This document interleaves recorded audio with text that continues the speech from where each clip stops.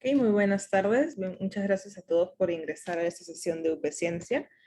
El día de hoy está a cargo de la exposición a cargo está eh, compuesta por el doctor Wilfredo Evangelista. Vamos a hablar un poquito sobre él. Es un investigador que tiene una amplia experiencia en lo que son simulaciones moleculares relacionado con lo que son proteínas, ácidos nucleicos y ciertos compuestos. Es egresado de física de la Universidad Nacional de Ingeniería y obtuvo su doctorado en la Universidad de Tennessee en Knoxville. Eh, Actualmente se concentra en lo que es el área de biofísica molecular computacional, que es lo que nos va a comentar el día de hoy. Asimismo, está relacionado en proyectos con plataformas biosensoras a base de CRISPR para una detección rápida e ultrasensible de ciertos microorganismos patógenos, uno de ellos siendo la leishmaniasis. Entonces, bienvenido, doctor Willy, muchas gracias por exponer el día de hoy. Dejo de compartir mi pantalla para que pueda compartir su PPT, su presentación. Buenas tardes, gracias Ana por la presentación, gracias a todos por participar o atender esta presentación. Muy bien,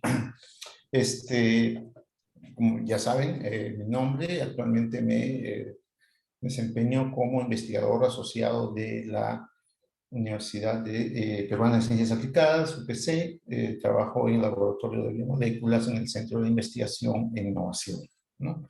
Y lo que les vengo a contar el día de hoy es lo que es, en primer lugar, la biología, perdón, la biofísica molecular computacional, ¿no? Y luego les voy a contar un poco de cuáles son las aplicaciones, en qué se usan, cuándo podemos usar este tipo de simulaciones, los proyectos que tenemos y oportunidades que hay para estudiantes que quieran participar de estas investigaciones. Vamos a luego dar unas conclusiones de esta charla y finalmente, por supuesto, tenemos que mencionar a las entidades y personas que nos ayudan en el desarrollo de esta área en el Perú y en UPC, ¿no? Entonces, empezamos por más o menos lo que vendría a ser la definición de biofísica molecular computacional, ¿no? Básicamente es el estudio de las interacciones moleculares a nivel físico-químico, ¿no?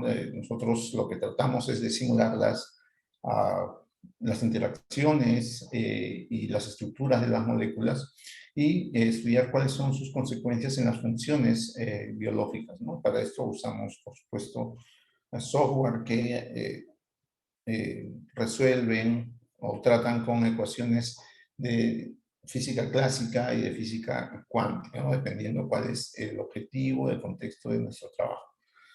Para decirlo en corto, básicamente lo que hacemos es simular los mecanismos moleculares en biología, ¿no? Y esta es un área que ya está lo suficientemente madura, digamos más o menos unos 50 años, bueno, yo no, el área de simulaciones biomoleculares lleva más o menos 50 años. Yo no soy tan viejo. Y bueno, como resultado de esto, los pioneros de esta disciplina obtuvieron el Nobel en el 2013, ¿no? Y ahora, ¿cuáles son los sujetos de nuestras simulaciones? ¿Con qué trabajamos nosotros? Básicamente con todas las moléculas que tienen que ver con la vida, ¿no? El ADN, el RNA, las proteínas, hormonas, moléculas mensajeras, drogas, lípidos, etcétera, ¿no? Entonces, nosotros cuando queremos describir un fenómeno a nivel estructural, a nivel atómico, lo que hacemos es obtener la estructura de cualquiera de estas moléculas y luego, si queremos ver su interacción, por ejemplo, entre proteínas o entre DNA-proteínas o drogas-proteínas. Y esos son los sujetos de nuestro trabajo. Ahora, y en general, cuáles son las áreas donde trabajamos, ¿no? Pues, nosotros en general, no solo de mí, sino en general esta área pues tiene que ver bastante con estudiar, por ejemplo, el folding de las proteínas, ¿no? Como ustedes saben, es muy importante para describir o caracterizar la función de una molécula y en particular de las proteínas, su estructura. Y la estructura de una proteína está muy relacionada a la función. Por lo tanto, es importante saber cuál es la estructura de la proteína, y hay ocasiones en que no se pueden obtener estas estructuras usando técnicas experimentales, y echamos mano pues del modelamiento molecular, es decir, podemos predecir o inferir las estructuras de las proteínas usando algoritmos y cálculos computacionales, ¿no? Y esto luego nos permite a nosotros, ¿no?, a partir de estructuras ya sea experimentales o obtenidas por modelamiento, estudiar pues las interacciones droga-proteína, proteína-proteína o proteína-ácidos nucleicos, ¿no? Y por supuesto podemos también caracterizar las consecuencias que tienen las mutaciones en estas proteínas, cómo afecta al folding de la proteína, la estructura y por lo tanto la función, la variación en la temperatura, en la concentración de iones o la presencia de solventes orgánicos, ¿no? Por supuesto también se pueden simular las reacciones químicas, las reacciones enzimáticas en la proteína. Y todo esto a su vez tiene una aplicación en diferentes campos, como la medicina, la investigación farmacéutica, en biotecnología, en bioremediación. Si alguien no es de biología por aquí, bioremediación es más o menos las medidas o las acciones que se toman cuando, por ejemplo, hay un derrame de petróleo en el mar, como sucedió hace poco, ¿no? Entonces, a nivel macro se pueden hacer algunas cosas, como usar esponjas, como usar bombas para filtrar, para succionar y luego filtrar los hidrocarburos, pero a nivel molecular, por ejemplo, a nivel microbiológico molecular, se podría usar cócteles de diferentes organismos, y a nivel molecular se puede usar enzimas que pueden hidrolizar o degradar los hidrocarburos, ¿no? Entonces tenemos 4 grandes áreas en las cuales se aplican las innovaciones moleculares. Y estas a su vez nos permiten a nosotros entender, por ejemplo, el mecanismo de las enfermedades, ¿no? Ustedes saben que hay enfermedades que son del tipo, enfermedades que son del tipo infeccioso, es decir, que hay un patógeno que ingresa al hospedero, hay enfermedades que son genéticas. También existe la resistencia a antibióticos. También, por supuesto, a veces queremos caracterizar o saber qué sucede a nivel atómico molecular cuando hay una respuesta inmune, ¿no?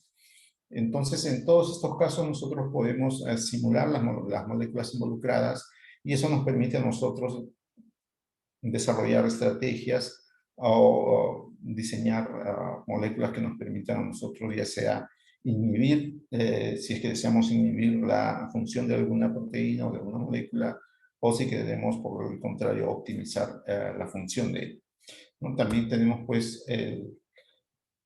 las aplicaciones en investigación farmacéutica, que es básicamente el diseño de drogas, el estudio de la toxicidad a nivel molecular, es decir, por ejemplo, qué proteínas son las responsables de causar efectos adversos cuando uno ingiere un medicamento, ¿no?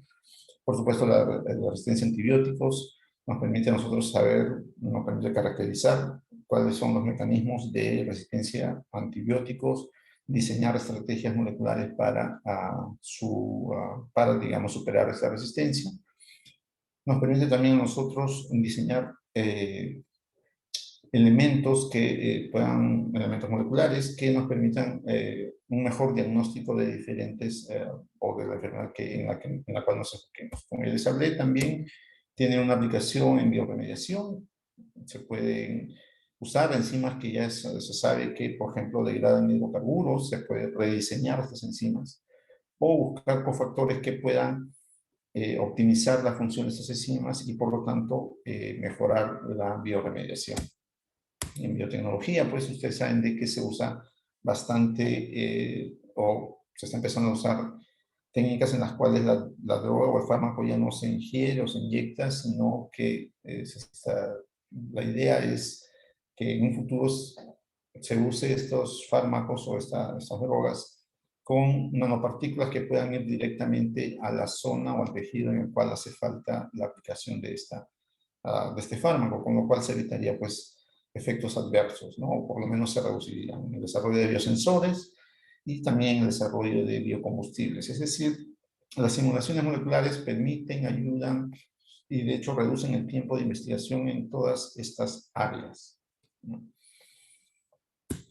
Ahora, pero ¿qué es lo que simulamos? Vamos a empezar de algo bastante pequeño. Aquí vemos una molécula, dos moléculas de agua y un pequeño péptido, ¿no? Entonces empezamos por el agua.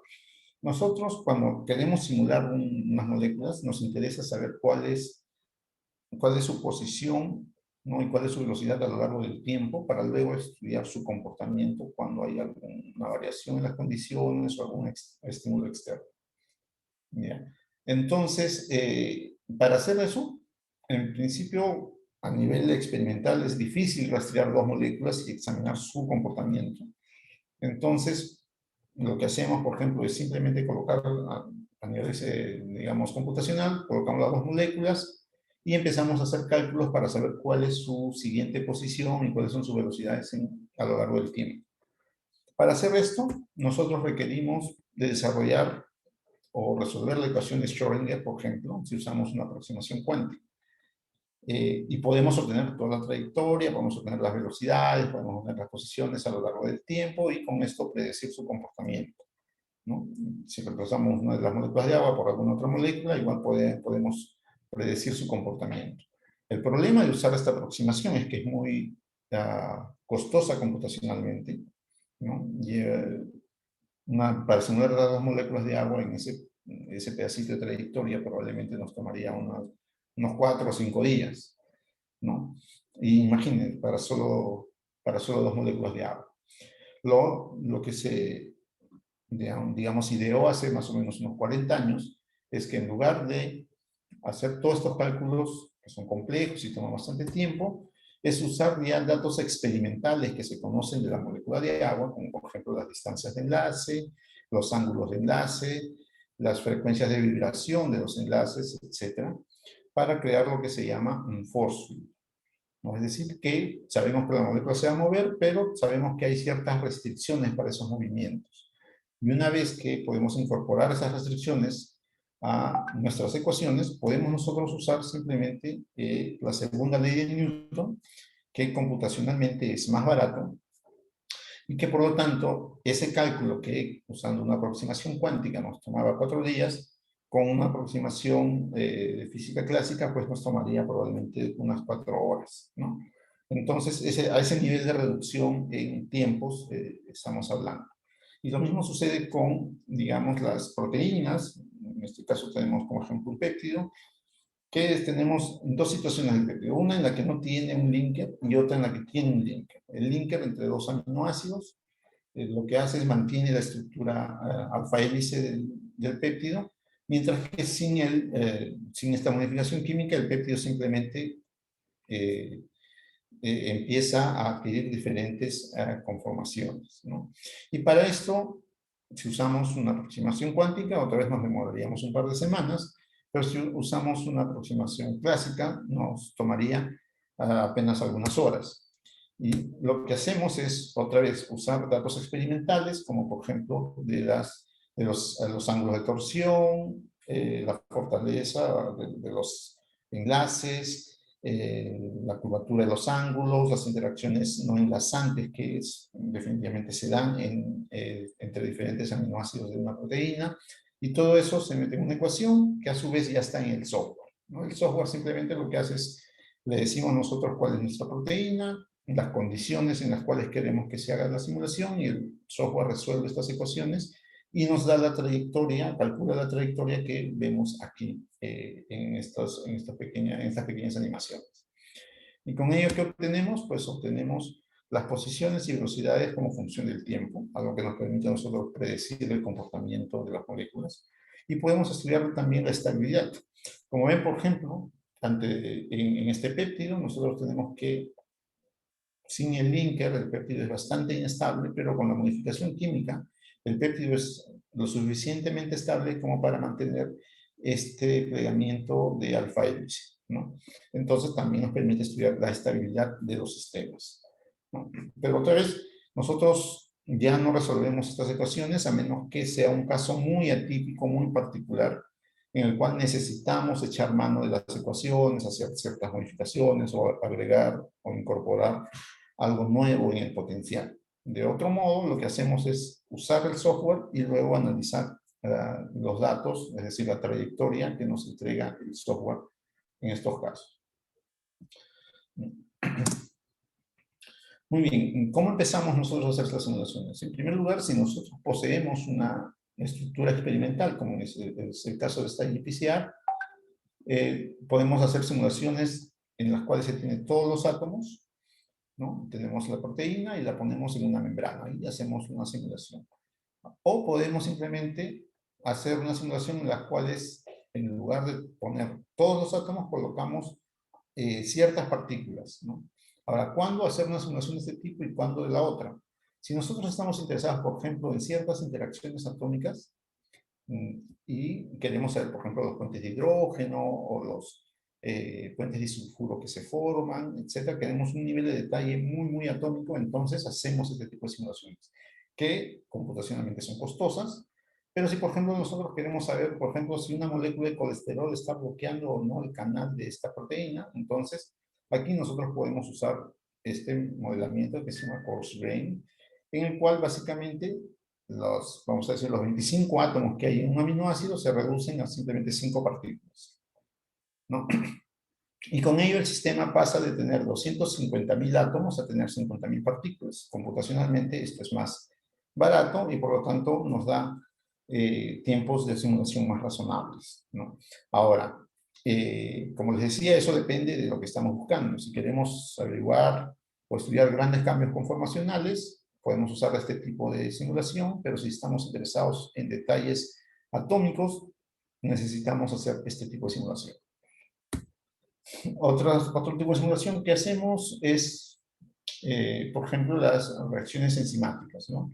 Como saben, una enzima es una molécula grande, así que si usamos una simulación de tipo cuántico, nos va a tomar mucho tiempo. Lo que se hace es una simulación híbrida en la cual utilizamos mecánica molecular clásica alrededor del sitio activo y en el sitio activo mecánica cuántica, ¿no? Esta simulación híbrida nos permite a nosotros simular reacciones enzimáticas y, por ejemplo, calcular energías libres de reacción, ¿no? Para saber si una reacción es favorable o no es favorable.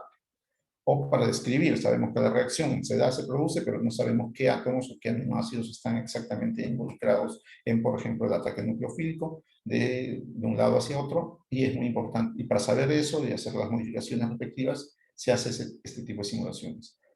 Por lo general se usaban antes, por ejemplo, simulaciones de Monte Carlo para predecir el folding de una proteína, para saber cuál es el estado plegado final de la proteína. Esto es, por ejemplo, un polipéptido que no se sabía cuál era el folding que tenía y usando Monte Carlo se llegó a una aproximación. Sin embargo, a estas alturas, hace más o menos un año, año y medio, se dio al público, se liberó un software que usa inteligencia artificial que se llama AlphaFold y que permite, digamos, la predicción de las estructuras de proteínas, por lo menos de ciertos organismos, lo hace de una manera bastante buena, bastante precisa, ¿no? Entonces, con el tiempo han ido evolucionando, van evolucionando los algoritmos y las técnicas y nos permiten a nosotros hacer nuestro trabajo de una manera más eficiente también. Nosotros en el laboratorio actualmente pues podemos simular proteínas globulares, ponerlas en una caja de agua, ponerlas con iones y saber qué sucede, ¿no? En el tiempo, si cambia o no cambia su conformación, si es estable o no es estable. Podemos simular proteínas de membrana, ¿no? Y estamos trabajando en eso. Ahora, nuestros proyectos. Actualmente, por ejemplo, como mencionó al inicio Ana, tenemos un proyecto en el cual estamos interesados en ciertas proteínas de membrana de Leishmania y que serían blancos, por ejemplo, para usar o para diseñar unas pruebas de diagnóstico, es decir, para ver si es que hay presencia o no de Leishmania en una muestra, ¿no? Pero entonces, para esto, nosotros iniciamos diseñando o modelando la estructura de ciertos péptidos correspondientes a estas proteínas de membrana y que luego estas serían, pues, dada su interacción con ciertos fragmentos, por ejemplo, de ADN, saber si es que hay o no hay presencia de Leishmania. Si estos fragmentos de ADN encuentran en la muestra un péptido o una proteína con este folding, se deberían unir y con esto nosotros obtenemos una respuesta y sabemos si es que hay presencia o no de Leishmania. ¿No? Entonces, una de las primeras cosas que hicimos fue, o a partir de esta secuencia de este péptido, que corresponde a una proteína de membrana de Leishmania, empezamos a diseñar, o perdón, a modelar la estructura para saber cuál es el folding de estos péptidos. Y, por ejemplo, para esta secuencia encontramos que tenemos 4 modelos distintos y en todas hay una presencia de alfa hélice, ¿no? Esto nos indicaría que este es un buen péptido porque mantiene un plegamiento de alfa hélice y que seguramente si diseñamos un aptámero vamos a poder guiarnos o seguir este folding para como una buena, un buen target para su unión. Entonces también teníamos o tenemos que diseñar un pipeline, un procedimiento que nos permita a nosotros, a partir de las secuencias de ADN, obtener también, ¿no?, hebras simples de ADN, obtener también la estructura tridimensional de este fragmento, para luego estudiar su interacción con las proteínas, ¿no? Entonces, como les decía, en el transcurso del tiempo, en los últimos meses, en el último año, para ser más exactos, apareció esta nueva herramienta que se llama AlphaFold y nos ha permitido a nosotros ya no solamente modelar los péptidos, sino modelar la proteína entera. Y esta es, por ejemplo, una de estas proteínas de membrana de Leishmania. Y ahora nosotros lo que hemos hecho es realizar un procedimiento que se llama docking, que es básicamente modelar las interacciones y buscar la interacción más óptima entre una molécula y otra. En este caso, entre una molécula de ADN de hebra simple, la cual nosotros llamamos aptámero. Entonces, estos aptámeros de ADN estamos buscando cuáles, hemos encontrado, digamos, hay varias conformaciones, varias maneras en que interactúan estas moléculas, y lo que estamos buscando es justamente su mejor interacción. También hemos desarrollado algunas simulaciones para estudiar el factor de iniciación en la traducción de ADN en el ribosoma, y por eso, y con esta simulación lo que hemos hecho es básicamente describir la trayectoria que tiene este factor de iniciación, el IF3, en el ribosoma. En el ribosoma empieza en un estado elongado, como el que tenemos aquí, pero al final, después de una cierta trayectoria, encontramos que se compacta. Y esta sería la trayectoria de compactación que hay en el del IF3, ¿no? ¿Y esto para qué nos sirve a nosotros estudiar estas trayectorias? Pues justamente para diseñar, ¿no? En primer lugar, ganamos un entendimiento del mecanismo molecular y luego esto nos puede servir para diseñar un inhibidor de la traducción. También estamos trabajando en un factor de transcripción de E. coli. Básicamente estamos estudiando el alosterismo en esta molécula, que sufre cambios conformacionales cuando se une un ligando. Hay un cambio conformacional aquí, luego el ADN, y finalmente hemos podido concluir de que estos cambios conformacionales suceden con estímulos a larga distancia, más o menos estamos hablando de más de 20 angstroms. Y que no solamente eso, sino que además es que depende del pH. Y esto tiene sentido porque esta bacteria está sujeta al estrés de diferentes condiciones, ¿no? Y lo más interesante que hemos encontrado es que a pesar de que es un homodímero, es decir, que tiene una secuencia y una estructura tridimensional muy, muy similar, es decir, tienen una secuencia idéntica, sus respuestas ante los estímulos son distintas, ¿no? La subunidad A tiene una respuesta muy distinta a la subunidad B. Otro proyecto que tenemos es, pues, por ejemplo, el SARS-CoV-2.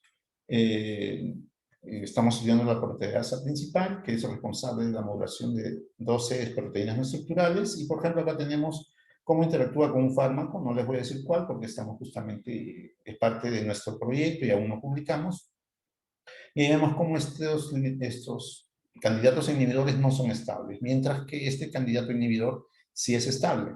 Donde habíamos predicho que sería su interacción, se queda en la zona, se queda ahí, mientras que estos ligandos se fueron, ¿no? Esos candidatos no nos sirven de mucho, ¿no? Y, por ejemplo, en este caso tenemos, digamos, la posición para un tesista, si alguien desea participar en o desarrollar esta investigación y llevarla más lejos. También estamos trabajando en una GTPasas de Staphylococcus, tratando de diseñar un aptámero, una molécula de ADN que pueda servir de inhibidor. Se empezó a partir de, digamos, un estudio experimental. Se obtuvo un set de aptámeros o de secuencias de ADN hemos encontrado, hemos modelado sus estructuras, tanto del aptámero como la proteína. Estamos en estos momentos estudiando la estabilidad de este complejo, y luego, cuando encontremos los mejores candidatos, esta información vuelve al laboratorio para proseguir, ¿no? Y este estudio, por ejemplo, lo estoy supervisando yo, pero quien lo está desarrollando es una estudiante nuestra, Nicole Pereira, quien está haciendo todo el trabajo de este proyecto. Finalmente, quiero decirles que, pues, esta disciplina es muy importante para entender las interacciones y el comportamiento de las biomoléculas. Estamos tratando de entrenar más recursos humanos para desarrollar esta disciplina, no solo en la universidad, también en el Perú. Y por supuesto, hay algunos proyectos que están esperando por más estudiantes. Y si alguien está interesado, pues por favor, no duden en escribirme. Finalmente, quiero agradecer a las agencias que han permitido nuestro trabajo en UPC, ¿no? El Banco Mundial, Concitega, Prociencia, por supuesto la universidad, por la chance de trabajar en la institución, y a nuestros colaboradores en UPC, a Paul Milón, Vanessa Dawi, Vanessa Sarabia, a Miguel Piliano, en la Universidad de Texas, al doctor James Lee, y en la Universidad de Georgetown, a Rodrigo Moyar. Por supuesto, también un agradecimiento al Instituto Geofísico del Perú, que nos ha permitido usar su clúster para nuestras simulaciones. Disculpen que me haya extendido tanto, pero ahí los dejo, y si alguien tiene alguna pregunta, por favor, estamos listos. Excelente. Muchas gracias, Willy, por la exposición. De hecho, abarca mucho, ¿no? Todo lo que está relacionado con lo que son simulaciones moleculares. Y que puede realmente ser aplicado a varios campos de investigación. Entonces, no sé si es que haya preguntas, como mencionó el doctor Willy. Por favor, pueden levantar la mano o pueden escribir también por el chat. A ver.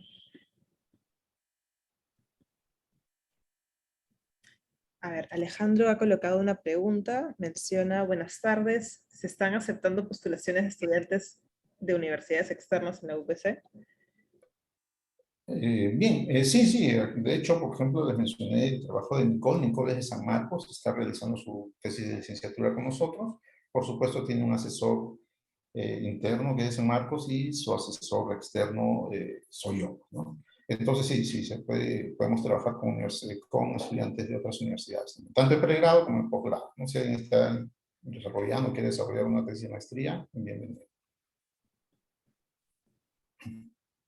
Muchas gracias. Igual está en pantalla el correo del doctor Willy, pueden escribirle con cualquier cosa, ¿no?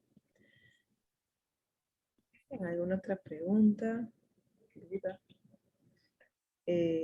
Lenovo menciona: ¿existe una escuela de biología o similar en la UPC? De hecho, sí, estamos comenzando con la carrera de biología, y de hecho estas ponencias se relacionan bastante con lo que se está viendo en la carrera, ¿no?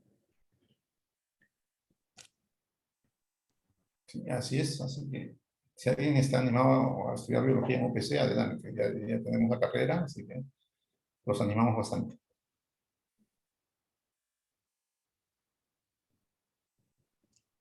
A ver, Andrea Sánchez pregunta: ¿hay bases de datos de aptámeros para realizar screening virtuales?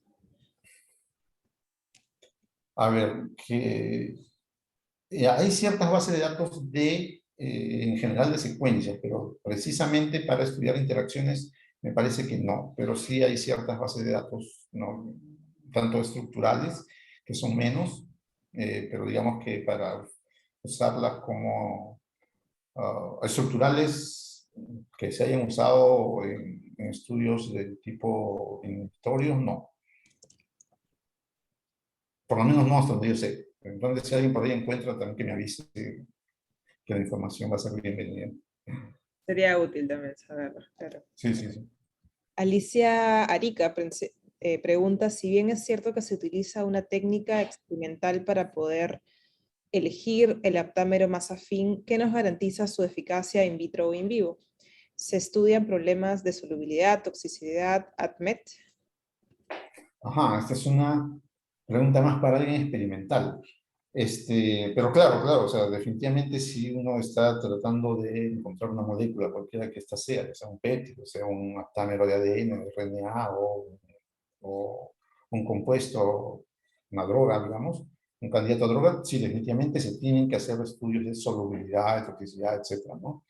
Pero por lo general, por ejemplo, las moléculas, los aptámeros de ADN en general son más solubles que algunas moléculas orgánicas, ¿no? Eso sí, pero sí, tienes razón, o sea, eso se tiene que hacer en definitiva, ¿no? Entonces, es todo un proceso y casi todas las moléculas que uno trata de usar para inhibición tienen que pasar por esos estudios. Esta es una pregunta, aprovechando esta pregunta, tengo una duda. No sé si es que, o sea, justo también preguntando o asociando lo que preguntó antes Andrea, no sé si es posible hacer algún tipo de selección in silico de aptámeros. Tipo, tienes una base de datos y obtienes ciertos candidatos que puedan ser, por medio de simulaciones, ¿no? Realmente afines a tu proteína.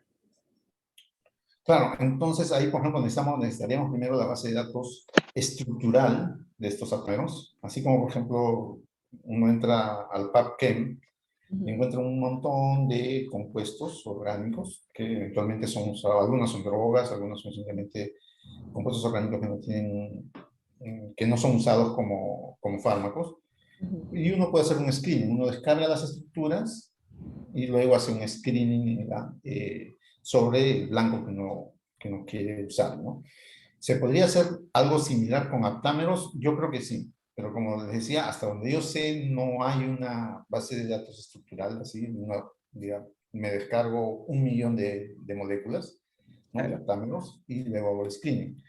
Si alguien sabe de alguna base de datos de este tipo, por favor, compartan la información, pero sí, sería importante, por ejemplo, podríamos desarrollar ahora que nosotros tenemos, digamos, el flujo de trabajo, el pipeline bien definido, podríamos nosotros crear una base de datos, ¿no? Con todo lo que obtenemos de Celex, ¿no? Y hacemos, modelamos la estructura y podríamos generar una base de datos de este tipo. Eso suena como que muy buena idea, Ana, y sería una buena iniciativa también, ¿no? Claro, posible tesis de algún Sí, postulante. definitivamente. Sí, sí, sí. Vamos con una pregunta Pues, de justo de Paul, que está levantando la mano, y continuamos luego con el chat. más que pregunta, era siempre relacionado a las buenas preguntas que acaban de hacer y a las respuestas de Willy, ¿no? Efectivamente, el desarrollo de aptámeros ha tenido un boom desde los años 90 hasta ahora y siguen creciendo, ¿de acuerdo? Pero una de las grandes limitaciones que hay en el campo de los aptámeros es que hay muy pocos en los cuales hayan resuelto la estructura tridimensional real, ¿ok? Y eso lo vemos claramente en el paper de Jedi del 2019, donde ellos desarrollan una metodología para predecir rápidamente o fácilmente la estructura tridimensional de los aptámeros y la comparan a estructuras ya existentes de aptámeros, ¿no? Entonces uno dice, bacán, la habrán comparado con 300, 500 estructuras existentes, pero no, lamentablemente encontraron muy, muy pocas y usaron, creo que no llegaban ni siquiera a 20, entre las cuales habían otras que no eran ni siquiera aptámeros, sino eran estructuras tridimensionales de ADN codificante que asumían estructuras similares a loops y a stem loops, ¿no? Entonces, una de las limitaciones es esa, y es una de las líneas que está impulsando Willy, es el de poner a punto un pipeline de predicción un poco más certero del, del trabajo de Jedi, o al menos más fácil de usar para la comunidad que trabaja con aptámeros, ¿no? Entonces, un primer paso podría ser ese, y para colegarlo a la pregunta de Andrea, ¿no? Que es muy buena, quizás usar esa base de datos inicial estructural para hacer posibles screens. Y para conectarlo como tercer punto, no me acuerdo quién preguntó si, o tú creo que Ana lo mencionaste, cómo utilizar estas predicciones en el en el pipeline de Celex mismo, ¿no? Antes de mandar a sintetizar candidatos, uno quisiera verificar si efectivamente tienen potencial de unión, etcétera, con métodos computacionales como los que maneja Willy, ¿no? Y sería fantástico.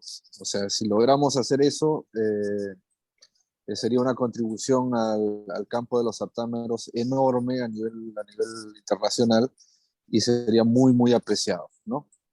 Hay ejemplos llamados in silico Celex, ¿ya? Que han tratado de hacer eso.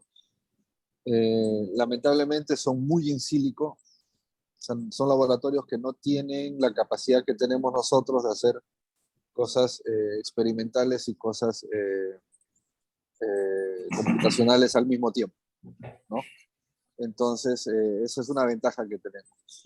Y la otra ventaja es esta posible colaboración que tenemos con Hassan Demirci, donde él podría resolver las estructuras mediante cristalografía rayos X, ¿no? Entonces, esa es una cosa que tenemos que explotar porque serviría también para afinar los algoritmos de predicción de estructuras de aptámeros, ¿no? Eso era lo que quería comentar. Excelente, muchas gracias, Paul. Así que para explorar, de hecho, en esta parte. Hay tres preguntitas más. Vamos primero con la de Mariano Uria Valencia, que menciona, bueno, primeramente, gracias por la charla. Tengo unas preguntas. ¿Cuáles son los software que usa y en qué lenguaje los programa? Luego... A ver. Dale, sí. No, discúlpame, Ana, por favor, termina. Y luego menciona, ¿ve alguna forma de usar las computadoras cuánticas en estas simulaciones? A ver, entonces empezamos con la primera. El software que usamos mayormente son software de código abierto, como por ejemplo GROMACS o Autodoc Vina, ¿no? También usamos Amber en ciertos casos, cuando hay ciertas simulaciones que no podemos hacer en GROMACS, las hacemos en Amber. Ya, ese es el software que usamos. Y bueno, luego para ver las representaciones que ustedes han visto, las figuras, usamos PyMod o usamos Quimera. ¿Ya? Y el lenguaje, en general, como estos son software que si uno, digamos, habla estrictamente de las simulaciones y de ciertos análisis básicos de las trayectorias que obtenemos, usamos el mismo software, ¿no? No necesitamos programar nada. Si uno quiere hacer ciertos análisis, digamos, un poco más complejos o fuera de las herramientas que ofrecen estos programas, entonces, por lo general, usamos Python para programar ciertos análisis, ¿no? Pero no para programar en sí las simulaciones, porque como les decía, ya esto está hecho en los software, en los algoritmos de los programas, pero sí para ciertos análisis después de la data que se obtiene, cuando es un análisis un poco particular, usamos Python. Ahora, ¿cómo usar las computadoras cuánticas? Ojalá que algún día se pueda. Lo que pasa es que actualmente, uno que las computadoras cuánticas están todavía en desarrollo, y para poder usarlas se tiene que cambiar de paradigmas en la programación. Ya no se puede usar la programación estructurada o orientada a objetos como se hace actualmente. El hardware en ese caso es distinto, en el caso de computadoras cuánticas es distinto y por lo tanto el algoritmo, la forma de programar también va a ser distinta cuando uno quiera hacer este tipo de simulaciones. Así que ahí también tenemos digamos, un nicho por explorar. Todavía no hay software que usen computadoras cuánticas para estas simulaciones, pero seguramente conforme el hardware vaya avanzando, también el software va a ir avanzando para este tipo de computadoras. Justo relacionando un poco las respuestas que has mencionado, Willy, Harry Saavedra pregunta, ¿qué hardware o qué computadoras utilizan para sus simulaciones? Ok, a ver, para responder más o menos en la misma línea, hemos estado usando el clúster del Instituto Geofísico del Perú, que muy amablemente nos han dado acceso a sus computadoras, y también Hace un año adquirimos una computadora con 2 GPUs en el laboratorio. Tenemos actualmente una computadora, un pequeño monstruito que nos permite hacer simulaciones de más o menos unas 250.000 átomos en tiempos razonables, ¿no? Podemos alcanzar el microsegundo en cuestión de días, ¿no? Algo que normalmente una PC de escritorio, una laptop, pues le tomaría un año probablemente. ¿No? Entonces, sí, tenemos un equipamiento que nos permite hacer ciertas simulaciones, no todas. Por ejemplo, quisiéramos simular el ribosoma entero, pero todavía no tenemos esa potencia. Hay otros lugares en el mundo que sí la tienen, ¿no? Y eventualmente, cuando necesitemos de ese tipo de simulaciones, vamos a buscar seguramente colaboradores. Dedos cruzados para poder Exactamente. el ribosoma. Emily, puedo estar diciendo el nombre mal, discúlpame. Suiza pregunta, en cuanto a Drug Discovery, ¿cuáles son los principales retos para el desarrollo de aptámeros? A ver, a nivel computacional es básicamente la predicción de las estructuras, ¿no? Y luego la caracterización de sus interacciones con el target. Ahora, ya a nivel experimental o el resto de etapas en las que se tiene que tener en cuenta, pues, muchos otros aspectos, como mencionaba, por ejemplo, Alicia, ¿no? La solubilidad, la toxicidad y los efectos adversos. Ahí hay varias cosas que hay que, digamos, analizar. Y como Paul mencionaba, pues, mientras que el desarrollo de drogas tiene más o menos unos 100 años, ¿no? Al principio, ensayo-error, el diseño racional de drogas tiene más o menos unos 40 años, el diseño de aptámeros tiene más o menos unos 15 años. Entonces, estamos todavía en el proceso, pues, el área y el campo en sí de aptámeros está todavía en el proceso de digamos, diseñar o mejorar los flujos de trabajo, los pipelines que se necesitan, ¿no? En los cuales, por supuesto, hay que tener en cuenta, pues, muchas cosas que seguramente van a ir apareciendo en el camino, ¿no? Pero probablemente, no sé si los efectos adversos sea una de ellas, probablemente sí.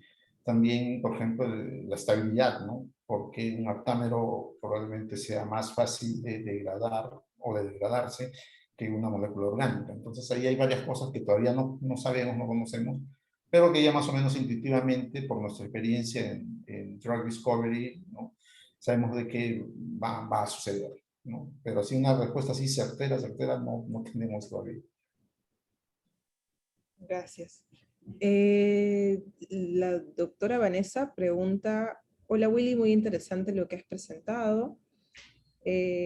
¿Podrías comentar más de los modelos coarse-grained? ¿Cómo se puede asegurar que sean representativos de los modelos basados en todos los átomos? A ver, en los modelos coarse-grained, por ejemplo, tenemos ciertos aminoácidos, una glicina, por ejemplo. Una glicina son, me parece, 8 átomos, más o menos. Entonces, puedes reemplazar los 8 átomos por 2 partículas, por 2 bolitas, ¿no? Como lo veíamos en la, a ver, vamos a regresar en un slide donde se vea. A ver, no regreso. Bueno, en fin. Mientras que hay otros aminoácidos que tienen cadenas laterales más largas, y entonces ya no necesitamos 2 partículas, necesitamos 5 o 6 partículas, ¿no? En las cuales, por ejemplo, el grupo aromático, en vez de tener pues, 10 o 12 átomos, los reemplazamos solamente por uno, ¿no? Y esta partícula debe tener, ¿no? A nivel computacional, nos asegura de eso, de que tenga las propiedades o represente las propiedades del grupo aromático.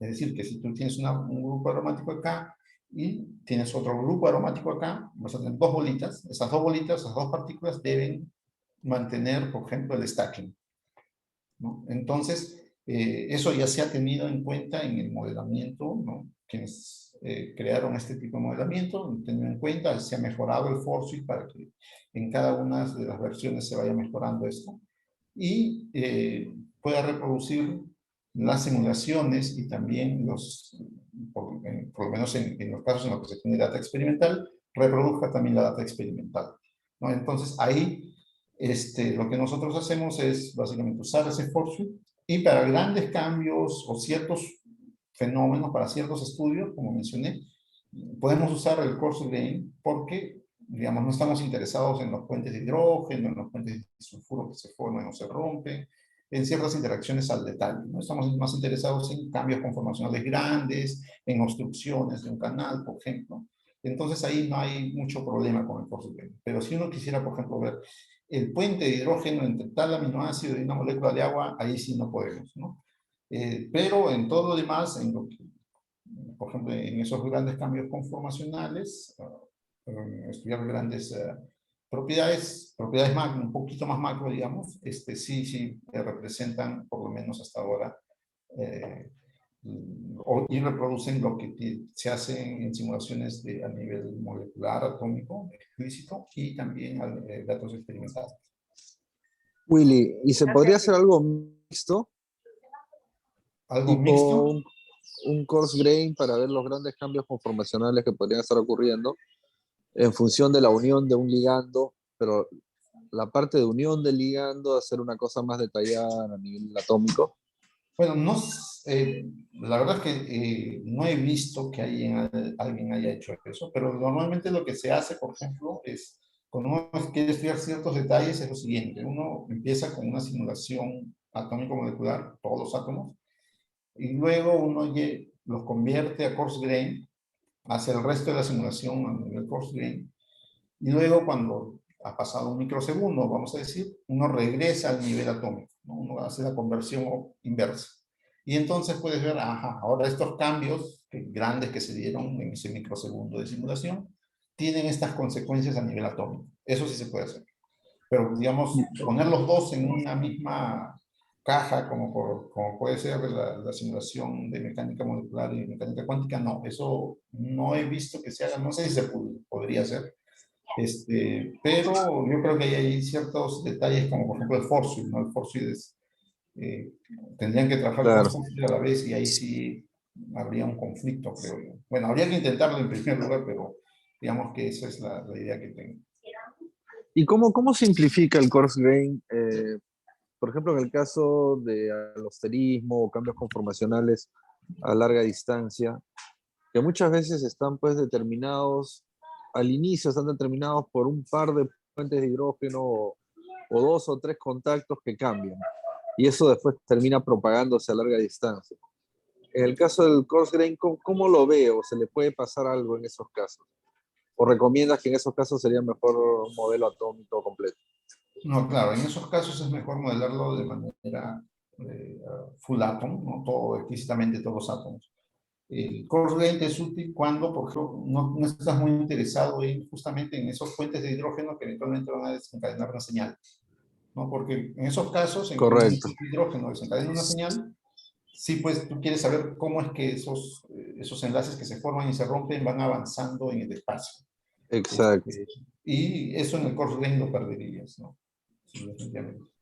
Pero en el coarse grain, por ejemplo, en la unión entre dos proteínas y cambios conformacionales de un dominio lejano, podría ir Claro, bien.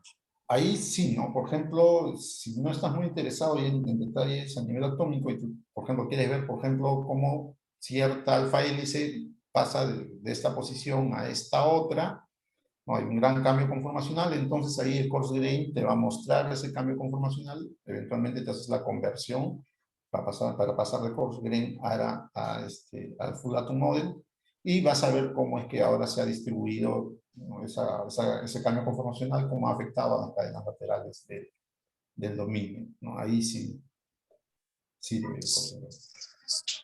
Bacán, bacán. Excelente. Alicia ha levantado la mano. Ujú. No sé si tengas una ¿Qué pregunta. tal? Buenas tardes. Yo había hecho mi pregunta en el chat, pero la voy a decir hablando primero porque quería felicitarlo a usted por la exposición que nos ha dado. Y Gracias. retomando mi pregunta, usted tiene varios aptámeros en su base experimental y ha contemplado poder predecir su afinidad utilizando QSAR. No, la verdad que hasta este momento no. No hemos estado más enfocados hasta ahora, por lo menos, en afinar el pipeline. El estudio que mencionó Paul hace más o menos un par de años, o tres, hemos reproducido el estudio, hemos encontrado que nuestro pipeline también reproduce, en algunos casos mejora la reproducción de modelos experimentales. Entonces, hemos afinado todo eso y hasta ahora no hemos ido más allá para, digamos, predecir la afinidad o la actividad biológica, ¿no? Entonces, luego de eso hemos empezado a hacer el docking, como mencionamos. Nicole está enfocada, por ejemplo, en realizar docking en estos momentos, pero todavía no hemos llegado más allá, como por ejemplo usar CUSAR, ¿no? Todavía no. Vamos a ver si es que el estudio, el caso que estamos trabajando se presta para usar un modelo de ese tipo y seguramente lo haremos sin hacerse algún otro, ¿no? Pero sí, yo creo que es importante tu pregunta y sugerencia de usar este tipo de modelo. Pero todavía no lo hemos hecho. Sí. Entonces, muchísimas gracias, doctor Willy, por las preguntas. No sé si es que hay alguna última pregunta por ahí antes de cerrar. Antes de ir a almorzar, si todavía no almuerzan. Miguel, pregunta. Sí. Hola, ¿qué tal? ¿Se me escucha? Sí, se te escucha. Bueno, muy buenas tardes a todos y nada, Willy, felicitarte por resumir muy bien todo lo que están haciendo allá. Una pregunta muy, muy concisa y también, cuando la gente ya tiene hambre, ¿qué es lo que se viene en adelante para las simulaciones de molécula, ¿no? Molecular Dynamics, Willy? ¿Qué es lo que prepara el futuro, ¿no? Es más o menos una curiosidad que me gustaría, ¿no? A ver qué nos puedes contar, ¿no? O decir al respecto, por favor. Bueno, revisando la bola de cristal, podemos decir de que se está empezando a usar bastante lo que es inteligencia artificial, deep learning. No solo, por ejemplo, como se sabe hasta ahora el AlphaFold puede predecir estas estructuras, sino también se está usando para predecir interacciones. Pero también se está usando, por ejemplo, para force fields, ¿no? Ya hay intentos, por ahí un par de publicaciones en los cuales se está usando inteligencia artificial para que el force field mejore, ¿no? Y por lo tanto, las dinámicas moleculares, es decir, por ejemplo, ese estudio o ese videito que vimos en que el ligando se escapa o se sale del sitio de interacción con la proteína. Eso es un estudio de dinámica molecular y eso se basa en un force field, que son las ecuaciones que mostré en algún momento. Ya, ahora, ese force field, por supuesto, no es infalible y se han encontrado errores, eventualmente se encuentra cada cierto tiempo un error. Con los años ha ido mejorando, pero incluso eso se puede seguir mejorando, optimizando y por lo tanto también reduciendo el tiempo de cálculo si se usa inteligencia artificial, ¿no? Al menos esa es la premisa que se usa en los force field que están usando inteligencia artificial dentro de sí, ¿no? Para predecir o tener estas interacciones, estos estudios de dinámica molecular, no solo más eficientes, no solamente más efectivos, sino también más rápidos, con lo cual se incrementa la eficiencia. Entonces, ese es un caso muy conciso, muy particular. También se está empezando a usar en lo que es química cuántica, simulaciones de tipo mecánico cuántico, en los cuales hay que simular una reacción, también se está empezando a usar inteligencia artificial, ¿no? Entonces, algo que no está tan al futuro, yo diría más al presente, es justamente el uso de inteligencia artificial en estos casos. Ahora, ¿eso a qué nos lleva? Nos lleva en general a reducir los tiempos de simulación, ¿no? Y también en la precisión de la data obtenida, ¿no? Que deberían aproximarse más a la data experimental, ¿no? Que es lo que ha sucedido, por ejemplo, con AlphaFold, ¿no? AlphaFold está reduciendo los tiempos en que, por ejemplo, uno tomaba para predecir el folding de una proteína, y ahora se hace más rápido y también se aproxima bastante por lo menos la forma APO de las proteínas, ¿no? Gracias, Willy. De nada, de nada. Gracias a ti también. Muchísimas gracias, doctor Willy, por exponer, por responder todas las preguntas. Espero que haya podido resolver las dudas que hayan tenido, la gran mayoría. Y si no, igual siempre estamos abiertos a responder cualquier otra duda que pueda surgir por ahí. Inclusive si desean ver un poco más a detalle, pueden escribirle directamente al Dr. Willy para que les cuente más detalle qué es lo que realizan. Antes de despedirnos, me gustaría invitarlos a la siguiente ponencia. Hoy voy a compartir pantalla, que está a cargo, o va a estar a cargo, de la doctora Vanessa Dawi. Ella nos va a comentar cómo están desarrollando una plataforma biosensora para detectar este parásito protozoario que es la Leishmania, SPP, relacionado a lo que son la obtención de aptámeros y de ciertos péptidos para la captura, y al mismo tiempo cómo utilizan CRISPR-Cas en el proceso. Entonces, próximo viernes a las 2 p.m., como siempre, nos encontramos en otra sesión de Upciencia. Buenas tardes con todos, y nuevamente muchas gracias, Dr. Willy, por su ponencia. Gracias a todos, gracias a ti, Ana, por la presentación, por la organización, y gracias a todos por atender esta charla, ¿no? Suerte a todos, nos vemos. Muchas gracias, Willy. Muchas gracias, Ana, y todos. Muchas gracias a todos. Nos vemos la próxima semana. Un abrazo. Chao, chao, nos Un vemos. abrazo. Chao, chao. Hasta luego, nos vemos.